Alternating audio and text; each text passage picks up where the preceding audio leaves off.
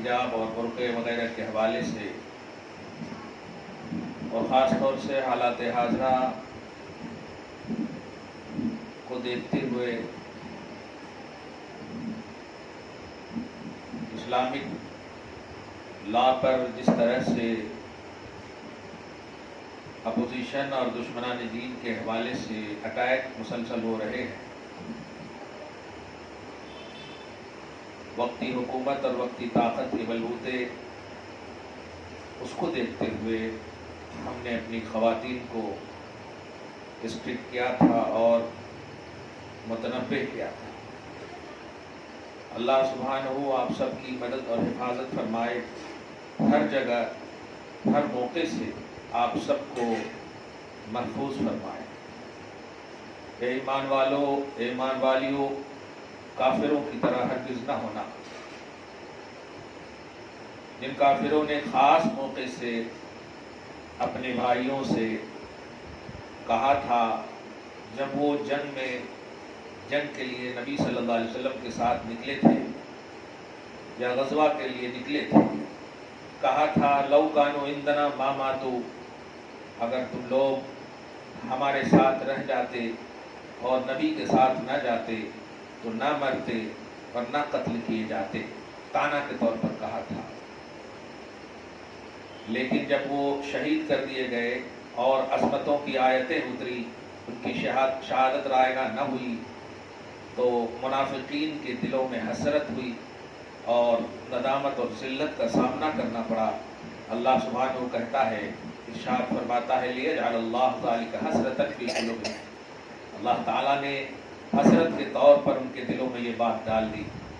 اور حقیقت یہ ہے کہ واللہ یحیی و یمیت، اور اللہ ہی جلاتا ہے اور موت دیتا ہے۔ آپ گھر کے گدیلے بستر پر سوئی رہو، موت آ سکتی ہے۔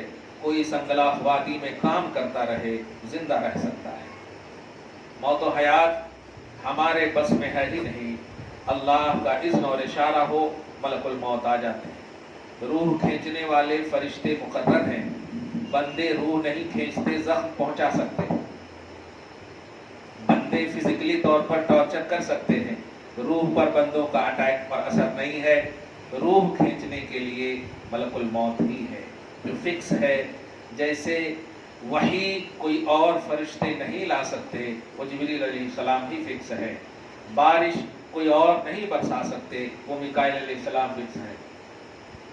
سور کوئی اور نہیں پھونک سکتے، وہ اسرافیل علیہ السلام فکس ہے۔ تو جو جس کی ڈیوٹی، جو جس کی رسپانسبلٹی اللہ پاک نے رکھی ہے، وہ اسی کے تحت ہوتا ہے۔ روح پر جو ذمہ داری اللہ پاک نے دی ہے، وہ ملک الموت حضرت اسرائیل علیہ السلام، اب ان کو دے دیا گیا، کب کہاں کیسے کیوں کھینچنا ہے وہ جانتے ہیں اللہ پاک کے امر سے اور اذن سے۔ اس لیے یہ سوچتے ہوئے کہ ہم یہ کریں گے تو بچ جائیں گے، وہ کریں گے تو بچ جائیں گے، یہ اسباب ظاہری عادیہ یہ سب تو ہو سکتی ہیں، لیکن اس میں خدا کا اثر نہ ہو، اللہ کی تاثیر نہ ہو، اللہ کا حکم نہ ہو، اللہ کا اذن نہ ہو، تو موت بھی نہیں آ سکتی، اور اللہ اگر جلانا نہ چاہے تو جی بھی نہیں سکتے۔ رب فرماتا ہے واللہ یحیی و یمیت، اللہ ہی ہے جو حیات دیتا ہے اور موت دیتا ہے۔ اللہ بما تعملون بصیر، وہی ہے جو تمہارے اعمال پر اینی ٹائم نگراں ہے، وہ دیکھ رہا ہے۔ وَلَئِن قُتِلْتُمْ فِي سَبِيلِ اللَّهِ أَوْ مُتُّمْ لَمَغْفِرَةٌ مِّنَ اللَّهِ وَرَحْمَةٌ خَيْرٌ مِّمَّا يَجْمَعُونَ، اور اگر تم اللہ کی راہ میں مار دیے جاؤ یا مر جاؤ، لَمَغْفِرَةٌ مِّنَ اللَّهِ وَرَحْمَةٌ، تو یقیناً اللہ کی جانب سے بخشش ہے اور اللہ کی جانب سے رحمت ہے۔ کیا ہو رہا ہے؟ تھوڑا سی آگے کر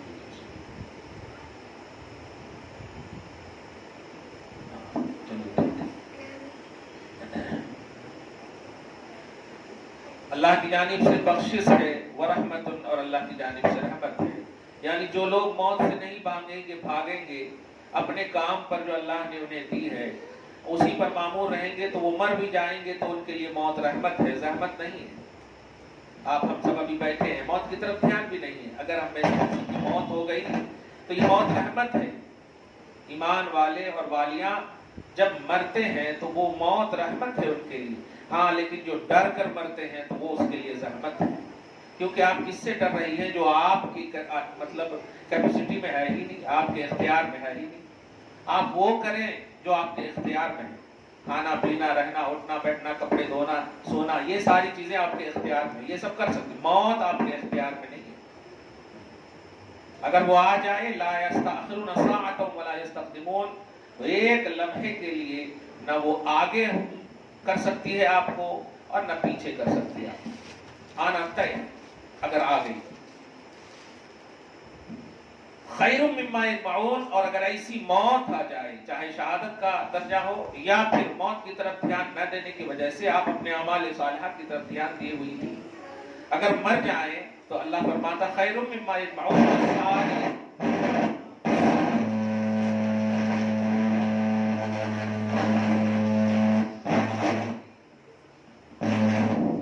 یا اللہ، یہ بھی ایک موت ہے.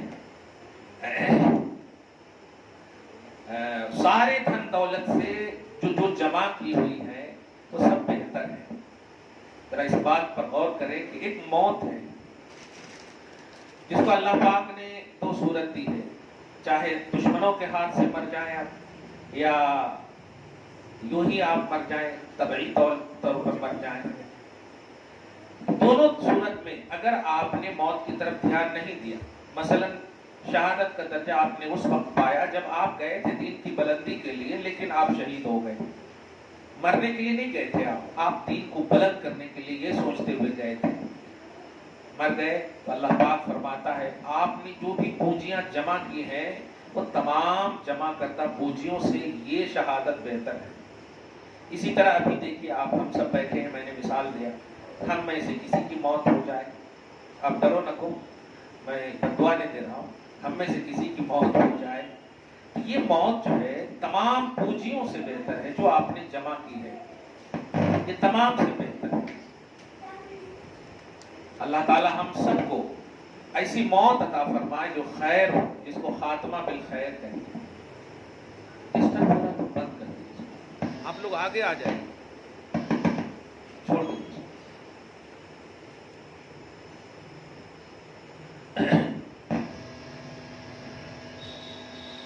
جی سب بے وفائی کر رہا ہے، چھوڑ دیجیے، بے وفائی کر رہا ہے.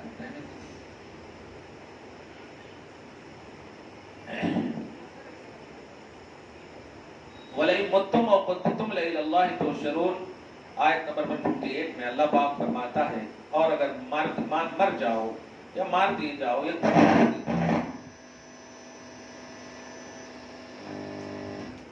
لَإِلَى اللَّهِ تُحْشَرُونَ، تو اللہ ہی کی طرف تم سب کا جمع ہونا ہے. آگے بڑھ جائیے آپ لوگ، آواز جا رہی نا میری؟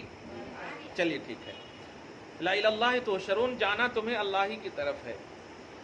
تو اس تصور میں بس ایک ہی بات آپ کو مجھے کہنی ہے کہ آپ بچنے کی کوشش اس سے کیجئے جو آپ بچ سکتے ہیں جس سے، اور جو آپ کی کیپیسٹی میں نہیں ہے اس سے بچنے کی کوشش آپ کرنا یہ نادانی ہے. موت آپ کے اختیار میں نہیں ہے، موت اللہ کے اختیار میں. البتہ آپ فزیکلی طور پر تدبیر کریں، صحت مند رہیں، اچھا کھائیں، اچھی طرح رہیں، اچھی سوچ رکھیں، اچھی، تو اللہ تعالیٰ موت کو بھی ٹال سکتا. مطلب ٹالنے والا وہی ہے، آپ نہیں. آپ اگر چاہ رہے ہیں کہ ہم دوائی سے ٹھیک ہو جائیں گے، آپ پریشان ہو کر ٹھیک ہو جائیں گے. ابھی ایک بیچارے ہمارے چاہنے والے بلکہ مرید ہی ہیں، آئی سی یو میں تھے، وہ ایک ہی لفظ کہا میں نے، ڈاکٹر جھوٹے ہیں اللہ سچا ہے. اس نے کہا کہ آئی ایم سوری. میں نے کہا ٹھیک ہے، آئی ایم سوری رب کے یہاں نہیں ہے، وہاں تو انا ہی ہے، میں ہوں، میں ہی ہوں. چنانچہ آج خبر آئی کہ الحمدللہ ہوش آ گیا ہے، آئی سی یو سے وہ نکل چکے ہیں. یہ چمتکار نہیں، یہ اللہ کی قدرت ہے، اور اس میں ہمیں ٹینشن نہیں، اٹینشن لینا اللہ کی طرف. ہاں ایمان ہمارا کامل ہونا چاہیے. ابھی آپ نے 2019 سے لے کر کے جو کورونا وغیرہ دیکھے، الحمدللہ آپ سب زندہ ہیں، بڑے بڑے جتنے بھی لوگ ہیں، بہت سارے لوگ مر گئے، تو اس سے بھی ہم کو پریشان نہیں ہونا ہے. اللہ تعالیٰ کے لیے تو ہم آئے ہی ہیں اور اللہ ہی کی طرف جانا ہے. انا للہ و انا الیہ راجعون. بے شک ہم اللہ ہی کے لیے ہیں اور اسی کی طرف رجعت کرنا ہے، لوٹنا ہے. لہذا وہ چیز جو آپ کی کسٹڈی میں نہیں، آپ کے ہاتھ میں نہیں ہے، ان چیزوں کی طرف دھیان آپ ہرگز نہ دیں. ارے وہ کرے تو مر جائے، کہتے یہ کرے تو وہ نہیں. مطلب یہ کہ آپ وہ چیز کریں جو اللہ نے آپ کو اختیار میں دی. آپ اعمال صالحہ کریں، آپ ایکسٹرا عبادت کریں، فرائض اور واجبات کی تکمیل کریں، اپنی فزیکلی طور پر صحیح رہنے کے لیے اچھی غذا کھائیں. یہ بھی اللہ پاک نے آپ کو دیا. رزاق وہ اسی لیے ہے تاکہ بندے ہمارے رزق سے صحت مند رہیں. وہ اپنے لیے رزاق نہیں ہے، وہ تو آپ کے لیے ہے. وہ رازق ہے، آپ مرزوق ہیں، یعنی آپ ہی کے لیے اللہ پاک نے رزق رکھا. بریانی بکرے کو کھلائیں گے تو وہ مر جائے گا، لیکن اگر چارہ آپ کھائیں گی تو آپ مر جائیں گے. ہر ایک کا رزق اللہ پاک نے اس کے اسٹیٹس اور لیول کے حساب سے رکھا. کہنا یہ ہے کہ ہماری ماں اور بہنیں اپنے دل کو، اپنے اندر کو اسٹرانگ رکھیں، ڈریں، ڈر ختم کریں، رب سے ڈریں تاکہ سب آپ سے ڈریں. خوف ہو، اللہ کا خوف ہو، بندوں کا خوف نہ ہو. ایمان گھٹ رکھیے، عقیدہ مستحکم رکھیے، تب جا کر کے پورا کرنے والا جو اللہ سبحانہ ہے وہ بے نفس ہے، وہ بے لوث ہے، وہ صرف دینے والا ہے. دنیا سے امید رکھیں گی تو دنیا کے لوگ آپ سے بھی امید رکھیں گے. یہ دنیا کے لین دین کا معاملہ ایسا ہی ہے، وہ لین بھی ہے اور دین بھی ہے. لیکن رب کی بارگاہ میں صرف دین ہے، وہ لین ہے ہی نہیں. وہ لین مانگتا بھی ہے تو وہ چیز مانگتا ہے جس میں آپ ہی کا بھلا ہو. وہ نماز مانگتا ہے جس میں آپ فزیکلی طور پر اور روحانی طور پر آپ ہی کو سکون ملتا. میں تو یوگا کرنے والے یا جم کرنے والوں سے ہمیشہ ایک جملہ کہتا ہوں، 5 وقت کی اگر پابندی سے جتنی بھی ہیں سنن و نوافل اور فرائض اور واجبات کے ساتھ اگر آپ نماز کی ادائیگی کر لو، خدا کی قسم اندر سے بھی اور باہر سے بھی آپ فٹ رہو گے اور فائن رہو گے.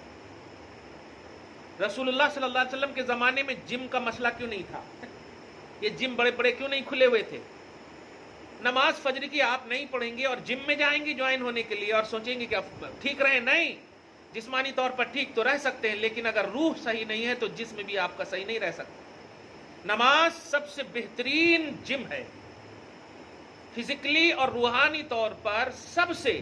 ارے ایک ایک پارٹ کا آپ فرض کریں نا، 30 اسٹیپ یہ بولتے ہیں نا، 30 مرتبہ 3 اسٹیپ یہ اس طرح سے کرتے ہیں، کرنا پڑتا وغیرہ وغیرہ.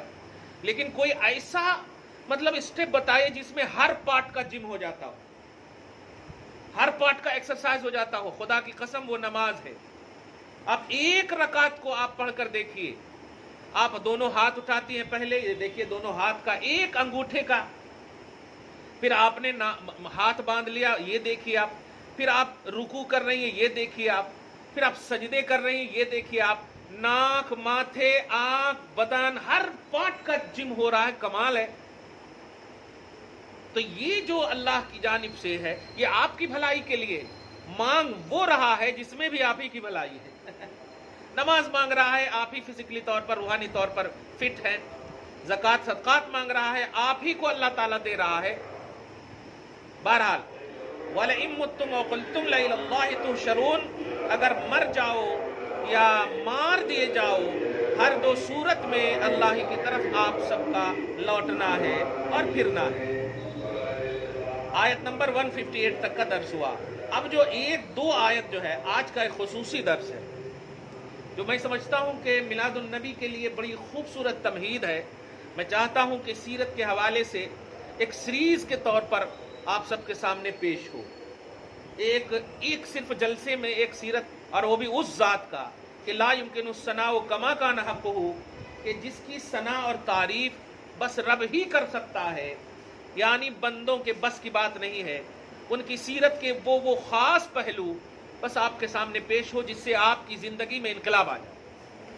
تو آیت نمبر 159 میں بس اسی کی طرف آپ کو اشارہ کیا جا رہا ہے جس سے آپ ہم سب الحمدللہ ایک خصوصی طور پر اس کو آپ لے کر کے جائیں. میں چاہتا ہوں کہ ایک خاص پارٹ ہو یہ.